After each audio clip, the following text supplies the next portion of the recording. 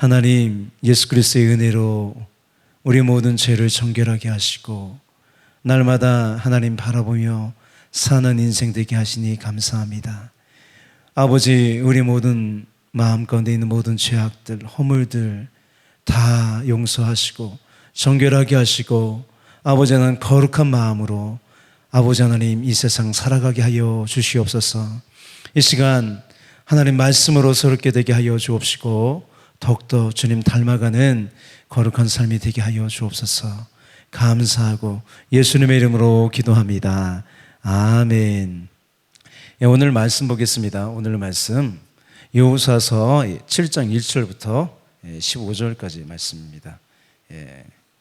11번째 시간이네요. 우리 다 같이 읽겠습니다.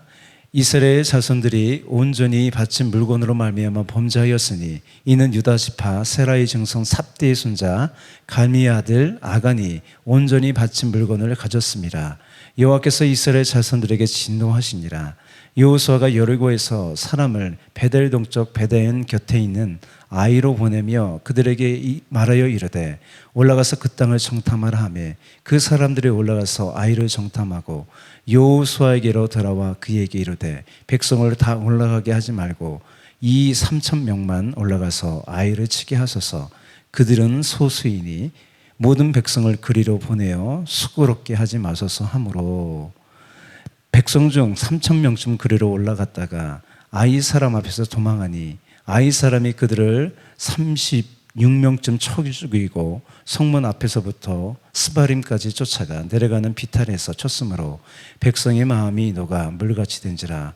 여호수아가 옷을 찢고 이스라엘 장로들과 함께 여호와 궤 앞에서 땅에 엎드려 머리에 티끌을 뒤집어 쓰고 저물도록 있다가 이르되 슬프도소이다. 주 여호와여, 어찌하여 이 백성을 인도하여 유단을 건너게 하시고 우리를 아모리 사람의 손에 넘겨 멸망시키려 하셨나이까. 우리가 요단 저쪽을 만족하게 여겨 거주하였다면 좋을 뻔하였나이다.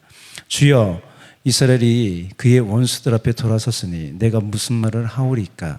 가나안 사람과 이 땅의 모든 사람들이 듣고 우리를 둘러싸고 우리 이름을 세상에서 끊으리니 주의 크신 이름을 위하여 어떻게 하시려 하나이까 하니 여호와께서 여호수아에게 이르시되 일어나라. 어찌하여 이렇게 엎드렸느냐. 이스라엘이 범죄하여 내가 그들에게 명령한 나의 언약을 어겼으며 또한 그들이 온전히 바친 물건을 가져가고 도둑질하며 속이고 그것을 그들의 물건들 가운데 두었느니라. 그러므로 이스라엘 자손들이 그들의 원수 앞에 능히 맞서지 못하고 그 앞에서 돌아섰나니 이는 그들도 온전히 바친 것이 됨이라. 그 온전히 바친 물건을 너희 중에서 멸하지 아니하면 내가 다시는 너희와 함께 있지 아니하리라. 너는 일어나서 백성을 거룩하게 하여 이르기를 너희는 내일을 위하여 스스로 거룩하게 하라. 이스라엘의 하나님 여호와의 말씀에 이스라엘아, 너희 가운데 온전히 바친 물건이 있나니 너희가 그 온전히 바친 물건을 너희 가운데서 제하기까지는 내 원수들 앞에 능히 맞서지 못하리라. 너희는 아침에 너희 지파대로 가까이 나오라. 여호와께 뽑히는 그 지파대로 그 족속대로 가까이 올 것이요 여호와께 뽑히는 족속은 그 가족대로 가까이 나올 것이요 여호와께 뽑히는 그 가족은 그 남자들이 가까이 나올 것이며 온전히 바친 물건을 가진 자로 뽑힌 자를 불사르되 그와 그의 모든 소유를 그리하라. 이는 여호와의 언약을 어기고 이스라엘 가운데서 망령된 일을 하였음이라 하셨다 하라. 아멘. 본문은요, 가나안 땅에서의 첫 전투인 여리고 전투에서 이겼죠. 왜 이겼습니까? 이스라엘의 군사력으로 싸운 것이 아니라 하나님께서 이스라엘에게 승리를 주었죠. 하나님에게는요, 군사의 힘이 문제될 것이 없어요. 전쟁은 하나님께 속한 것이기 때문이죠. 이 본문은요, 두 번째 아이성 전투 중에 있었던 일이에요. 본문은요, 실패를 다루고 있어요. 도저히 무너뜨릴 수 없던 여리고성을 무너뜨린 이스라엘이요, 아이성에서 실패한 이유는 뭘까요? 더 정확하게 말한다면 하나님께서 왜 실패를 주셨나요? 이 실패를 통해 하나님은 이스라엘에게 무엇을 말씀하시는 걸까요? 본문은 우리의 이야기도 하죠. 그렇다면 본문을 통해 어떤 교훈을 얻을 수 있을까요? 우리가 꼭 기억해야 하는 것은 뭐냐면 하나님의 판단은 언제나 옳다는 거예요. 그렇게 우리의 삶 가운데 하나님께서 우리의 실패를 통해 또 어떤 것을 통해 무엇을 말씀하시는지 들으려고 해야 한다는 거예요. 거기에 생명이 있는 거예요. 특별히 실패를 통한 하나님 말씀을 들으려고 해야 해요. 그래야 실패가 유익이 되는 거예요. 또 다시 똑같은 실패를 하지 않을 수 있고요. 더 큰 실패를 하지 않을 수 있다는 거예요. 이제 좀 본문을 볼게요. 1절은요. 아이성 실패에 대한 전체적인 설명이에요. 전체적인 설명하고 이제 들어가죠. 내용에 들어가죠. 1절에 이렇게 되어 있어요. 이스라엘 자손들이 온전히 바친 물건으로 말미암아 범죄하였으니 이는 유다 지파 세라의 증손 삽디의 손자 갈미의 아들 아간이 온전히 바친 물건을 가졌습니다. 여호와께서 이스라엘 자손들에게 진노하시니라. 하나님 화가 나셨는데 왜 화가 나셨을까요? 하나님은 여리고성이 무너지기 전에요. 여리고 성 안에 있는 모든 것이 하나님께 바쳐진 것이라고 하면서 그 바친 물건에 손대지 말라고 하셨죠. 다만 은금과 동철 기구들은 다 여호와께 구별된 것이므로 여호와의 곳간에 갖다 넣으라고 하셨죠.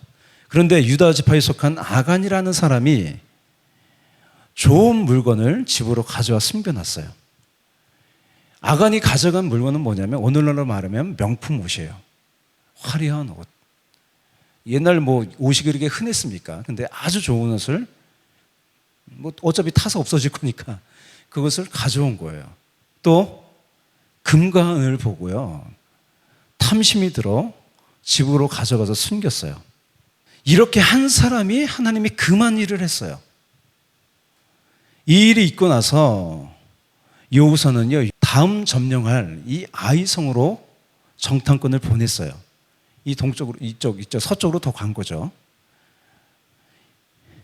정탐꾼들이 아이성을요, 대수롭지 않게 보고요, 백성들이 닿을 곳이 없다. 그냥 2-3천 명만 보내도 충분하다고 이렇게 보고를 했죠. 그래서 3천 명이 아이성에 가서 이제 싸우는 거죠.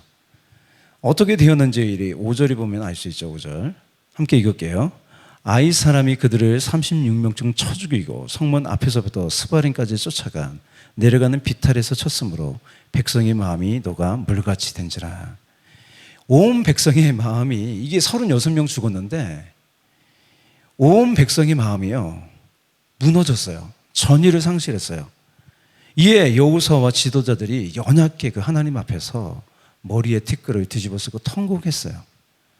그러면서 하나님께 이렇게 비통한 마음을 표현하는 거예요. 7절. 이르되 슬프도소이다 주 여호와여 어찌하여 이 백성을 인도하여 요단을 건너게 하시고 우리를 아모리 사람의 손에 넘겨 멸망시키려 하셨나이까. 우리가 요단 저쪽을 만족하게 여겨주셨더라면 좋을 뻔하였나이다.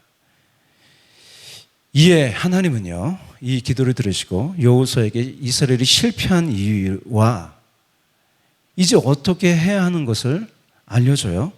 우리 11절, 12절 볼게요.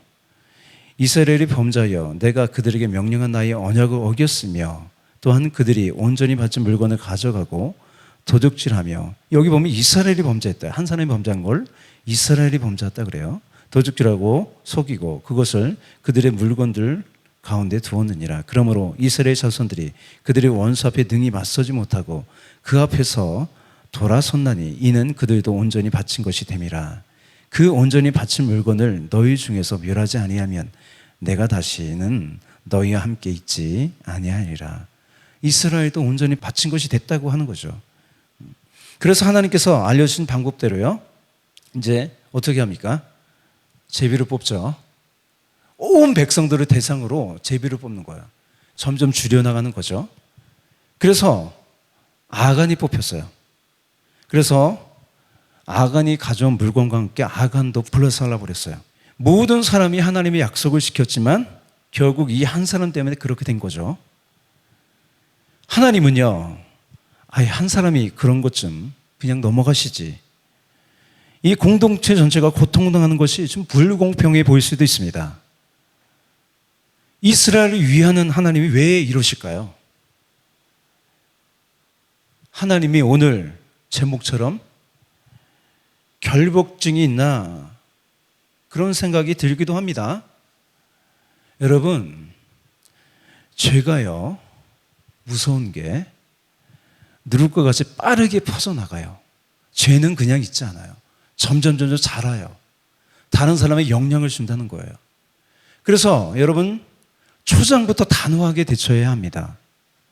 과거 시팀에서 모함 여자들과 음행한 것 때문에 죽은 사람이 24,000명이었어요.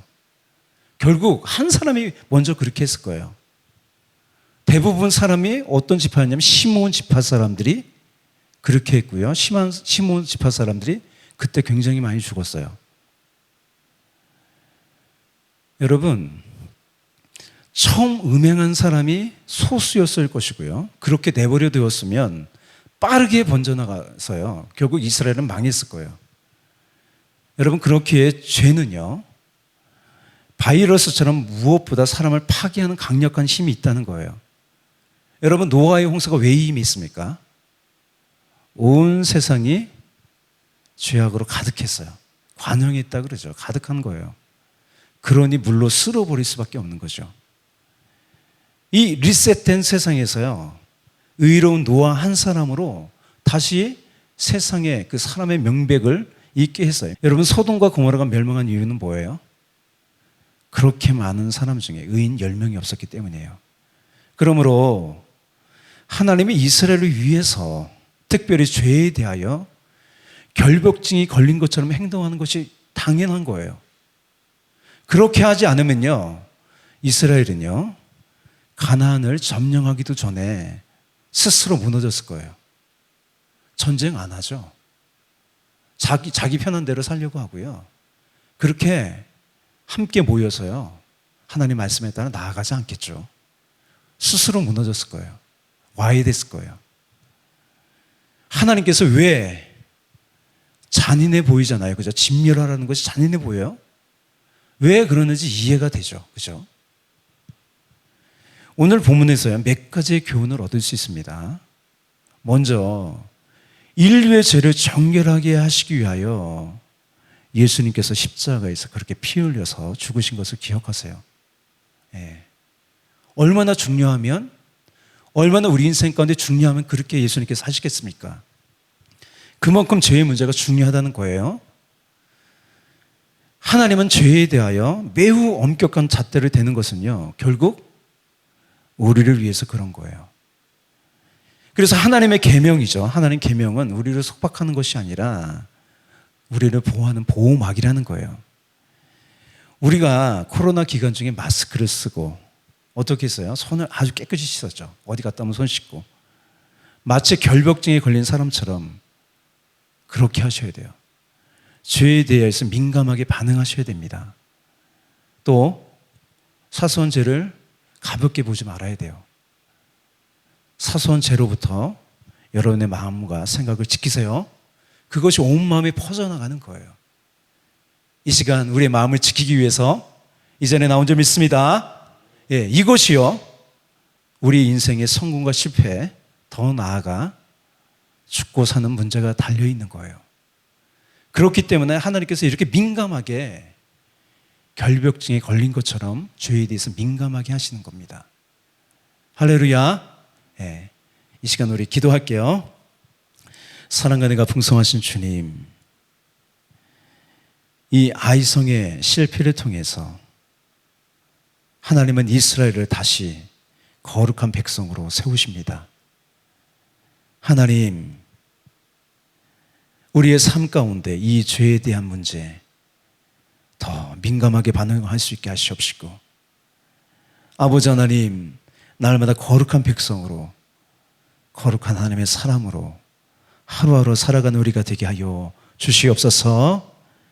예수님의 보혈을 의지합니다. 우리의 마음을 정결하게 하여 주시옵시고 거룩하게 하여 주시옵소서. 더욱더 주님 보시기 아름다운 인생 되게 하여 주시옵소서. 감사하고 찬양하며 예수님의 이름으로 기도합니다. 아멘.